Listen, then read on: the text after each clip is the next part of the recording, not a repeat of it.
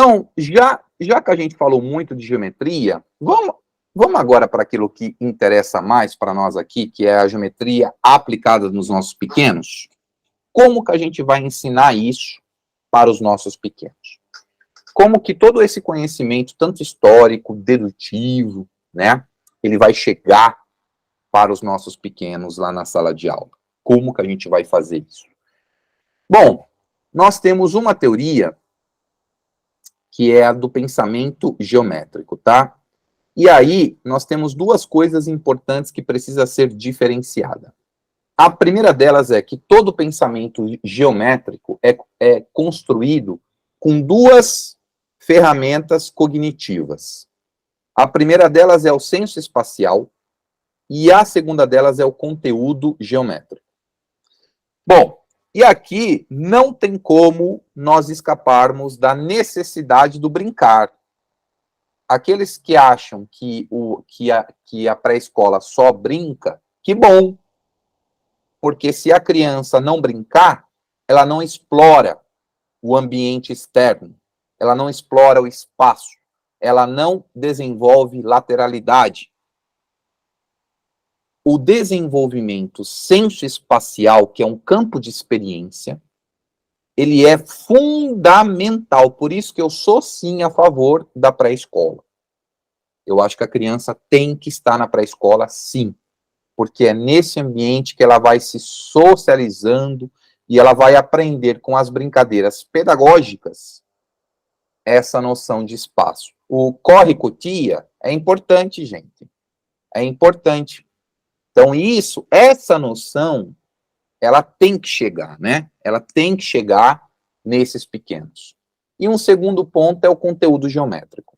O senso espacial, ele começa a ser trabalhado já quando a criança é bebê. Um exemplo, quando você coloca ela na banheirinha, ou na bacia, né, que dá medo, põe ela no bercinho, ela já está construindo esse senso de espacialidade. O conteúdo geométrico já entra no primeiro ano dos anos iniciais. Mas ela vai aprender por meio desses dois instrumentos, o senso espacial e o conteúdo geométrico. Por isso que é muito importante que uma criança, ela brinque. Ela precisa brincar, gente. Brincadeira ensina. Aquele que diz que brincar não ensina nada é porque realmente não sabe como uma criança aprende, tá? A brincadeira, ela é importante sim. A criança precisa brincar, ela tem sim que subir em árvore, ela tem que cair de bicicleta. Isso é importante. Isso é muito importante para ter a noção de equilíbrio, porque eu só aprendo a me equilibrar quando eu caio. Então, essa noção, ela diz respeito à espacialidade, tá? E aí, o que nós temos aqui? Nós temos que o senso espacial, ele é desenvolvido quando a criança ainda é bebê. Por exemplo, o pai que adora pegar o bebê tipo para cima, né? Jogar lá para cima. Aquela noção já é uma noção de espacialidade. Quando a mãe pega o bebê para amamentar, ele já tem uma noção de espacialidade, tá? Então, a espacialidade, ela já é trabalhada quando a criança, ela é bebê. Por isso que o engatinhar, por isso que, olha, a criança aprendeu a andar, você soltou ela no shopping, minha filha. É uma maratona. Eu adoro ir no shopping, que eu vejo tanta mãe atrás de bebê. É muito engraçado. A mãe tá lá correndo desesperada e tipo, o bebê ele vai reto, porque ele está explorando o espaço. Ele está aprendendo essa noção de espaço. Falo sempre, quando eu tenho a oportunidade de falar com o gestor municipal, eu sempre pergunto, existem parquinhos nas suas escolas municipais? São pouquíssimas. Tá? Os parquinhos, eles são importantes. Para matemática, veja, eu não estou falando para brincar, eu estou falando para matemática. Para matemática. Por quê? Quem não tem a noção de lateralidade... Olha, quantas de vocês têm muita dificuldade de estacionar carro? De fazer uma baliza de carro? Quantas de vocês? Que usa mais que 3 movimentos? Quantas? Eu duvido. Olha lá. 1, 2, aí, 3. Se você usar mais que 3 movimentos, você não teve noção de lateralidade na sua infância. Ó, tipo, a Mona Lisa consegue fazer uma baliza linda, hein? Tá? Porque a baliza é noção espacial. É noção espacial. Então, veja como um conhecimento que é necessário e é trabalhado lá na primeira infância, ele interfere na fase adulta. Bom, em São Paulo, eu acho que metade da população tem esse problema de lateralidade, principalmente na Marginal Pinheiros, né? Então, a noção de lateralidade, ela é construída quando a criança ainda é bebê, tá? Isso é muito importante. E aí, o que nós temos? Olha lá, tipo, em Salvador também, olha lá, ó, em Salvador, não, em Salvador é tenso, é verdade. Em Salvador, é que lá eu só uso Uber quando eu vou, mas mas realmente... E no Rio? No Rio é pior. Em Fortaleza também. Não, em Fortaleza eu assustei uma vez. Bom, vamos lá. Já o conteúdo geométrico, nós temos que levar em consideração o quê? Nós temos que levar em consideração as formas e as propriedades, que são as relações de e tridimensionais. Então, aí vem a primeira dica metodológica. Não trabalhem numa mesma atividade plano e espaço. Ou trabalha só o plano, ou trabalha só o espaço. Não faça isso numa mesma atividade. Tá? Por quê? Porque quando eu trabalho as formas, a criança ela está num primeiro nível de pensamento, que eu já vou mostrar para vocês do Van Hille, que é diferente daquele quando ela trabalha o espaço. Então, quando eu trabalho forma, é uma coisa. Quando eu trabalho espaço, é uma segunda coisa. E o nível de complexidade, ele é diferente, tá? Então, ou eu trabalho plano, ou eu trabalho espaço numa única atividade. Eu não posso trabalhar as duas coisas juntas, tá? A transformação do plano em espaço é aquilo que a gente chama de translação e rotação. Não se trabalha a translação junto com a rotação. Sim, Ana. Não se trabalha a translação com a rotação. Ou eu trabalho um, ou eu trabalho o outro. Uma criança, ela está desenvolvendo ainda o pensamento geométrico dela. Como que eu vou dizer para ela que a Terra gira e anda reto ao mesmo tempo? Vamos devagarzinho, mesmo no 5º ano, Elizabeth, mesmo no 5º ano, porque o nível de pensamento dela ainda está se desenvolvendo. Ela está saindo do concreto.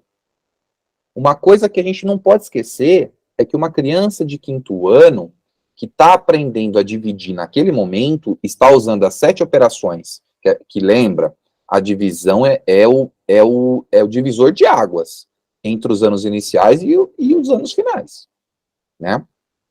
Ela está usando operações de alta complexidade.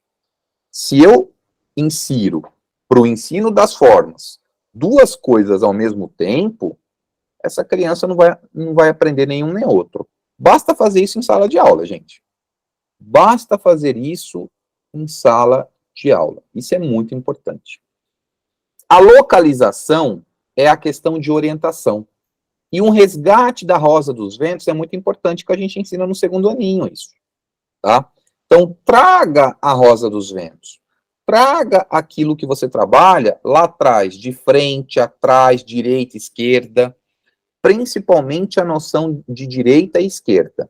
Mas tomem cuidado, a localização no plano não é a mesma que a localização no espaço. Tá? Por isso que a gente tem que estar muito bem atento em uma única atividade, não colocar as duas coisas juntas, o plano com o espacial. E por último, a visualização. Primeiro eu tenho que reconhecer, depois eu preciso analisar e num terceiro momento aplicar. Ah, mas o Bloom falou diferente. Tudo bem, eu vou chamar o Bloom para tomar um café comigo para a gente conversar. Por que que eu estou defendendo que primeiro ela tem que reconhecer para depois ela analisar? Como que ela vai aplicar uma coisa que ela não entendeu ainda para que serve? E qual é a etapa que eu entendo para que serve? A análise. Qual é a definição de análise? Por meio das partes eu chego num todo, e não por meio do todo eu chego nas partes. Ué, eu estou usando a definição epistemológica, né? O Tangram, ele é uma atividade tanto de reconhecimento, quanto de análise, quanto de aplicação junto. Por isso que antes do lado Tangram, eu sempre indico o geoplano. Sabe o geoplano? Acho muito legal o geoplano. O Tangram, eu gosto muito do Tangram. Mas o Tangram, ele é a última atividade que você utiliza. Você pega ele como último processo. Porque ele reúne essas três coisas juntas aqui, ó. Então, a minha sugestão seria parte do geoplano com elastiquinho, sabe? Com elástico, você consegue, tipo, formar, inclusive, as formas, tal. Bom, isso é o nosso conteúdo geométrico. Então, para ensinar a geometria tanto plana quanto espacial, nós precisamos disso daqui, tá? E aí, andando um pouquinho mais, como que o pensamento geométrico ele se forma? Nós temos uma teoria que é de Van Rhijn. Agora eu preciso fazer um destaque aqui, tá? Uma observação, um adendo. Adendo, vamos fazer um adendo. Qual é o adendo? O casal Van Rhijn trouxe uma proposta, que não é a única, tudo bem? Mas por que você está usando ela, Carlos? Porque é a mais fácil? Não, porque é aquela que nós identificamos melhor, tá? Mas se você abrir as bases de dados, buscar mais conhecimento, você vai perceber que tem outros teóricos que trabalharam outros níveis de pensamento geométrico, principalmente os indianos e chineses, tá? É muito importante a gente ter noção que o conhecimento ocidental não é único no universo, tá bom? Mas eu trouxe o Van Rhijn, por quê? Porque o pensamento dele e dela, porque é um casal, foi a sua esposa e ele, são holandeses, que desenvolveram isso, tá bom? E do que se trata? Vamos lá, do que se trata? Todas as crianças possuem diferenciações, mas a defesa deles é de que o pensamento é padronizado. Se você não acha isso forte, meu caro, eu vou então te chamar para ficar em casa para a gente tipo discutir uma semana sobre isso daí. Falar que um pensamento é padronizado para todo ser humano é uma afirmação, olha, em 1959, que, gente, muito forte, muito forte. E é aqui que nós temos que ter cuidado. Porque quando eu digo para você, olha, o pensamento é padronizado, é dizer que eu, a Antônia, a Mariana, a Elizabeth, a Ana, a Edemar, a gente pensa tudo igual. A gente pensa tudo igual. E isso, desculpa, mas não é verdade. Porque se eu colocar um problema para o Carlos resolver, um problema para a Edemar resolver, um problema para a Ana resolver, as resoluções elas são completamente diferentes. Então, vamos ter cuidado na interpretação. É por isso que eu digo, sempre, tomem cuidado ao idolatrar um teórico. Ah, eu amo Vygotsky, mas você leu tudo dele? Você entendeu tudo que ele escreveu? Vamos com muito cuidado, tá? Porque isso a gente vai transformar em uma metodologia que pode ser um pouquinho diferenciada. E o que é importante a gente extrair daquilo que o casal Van Hille falou? A primeira coisa, o pensamento é uma expressão da compreensão. Existem os teóricos que dizem o contrário, que é a compreensão que dispara o pensamento. Como por exemplo, Antônio Damasio. Tá? Mas, por enquanto, a gente vai só pegar nisso que ele está trazendo para a gente, tá bom? Então, o pensamento como uma expressão da compreensão. O que isso quer dizer? Primeiro eu compreendo e depois eu penso. Depois, a visualização daquilo que se entende. O que significa isso daqui para eles? Que o aluno só vai enxergar, tanto no problema ou na situação, aquilo que ele entender. Aquilo que ele não entender, ele vai ignorar. Esses são os pressupostos. Tá? Então, daqui, agora a gente vai seguir para uma escala de pensamento, que eles chamaram de níveis de pensamento. Quais são esses níveis de pensamento? De acordo com o casal Van Hille, a primeira coisa que uma criança faz no pensamento geométrico é visualizar. Ou seja, com o que essas figuras que eu estou vendo se parecem? Ah, um cilindro com um copo, uma bola com uma esfera, né? Ah, essa caixa com um quadrado, e por aí vai. Esse é o nível 0 de pensamento geométrico, de acordo com o casal Van Hille. Tá certo? Depois, num segundo momento, ou avançando um pouquinho mais, a criança vai analisar. São as classes de formas. Ah, mas essa caixa e aquela outra, elas são mais próximas do que essa esfera e esse copo. Então, essa caixa e essa outra caixa, elas pertencem a um grupinho, aquela esfera e aquele copo pertencem a outro grupinho. Tá? Depois, nós temos a dedução informal. Ah, mas essa caixa, ela tem, ó, esse lado é igual a esse, que é igual a esse, é igual a esse, mas aquela outra caixa não. Dois lados, eles são iguais e dois diferentes. Então, por que é informal? Porque ele não conhece a propriedade ainda, né, dos retângulos, ele não conhece a propriedade dos quadrados, ele não conhece a definição de cilindro.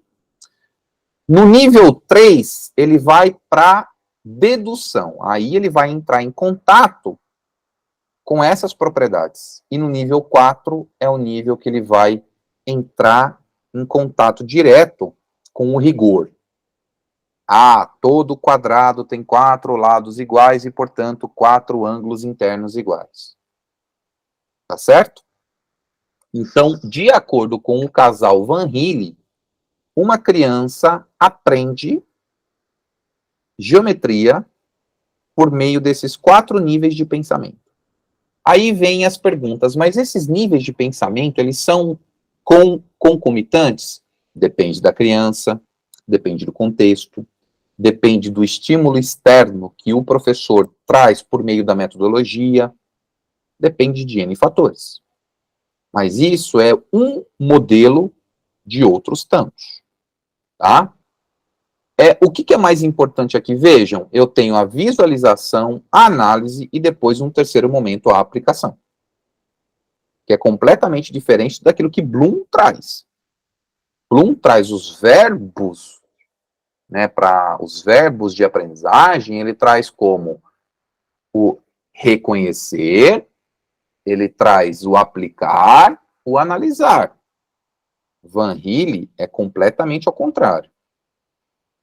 Tá? Então, por isso que eu digo, quando se trata de cognição, a discussão ela não é ainda bem sólida. A gente tem algumas teorias, alguns pontos, tá? Mas esses pontos, eles vão se construindo, tá certo?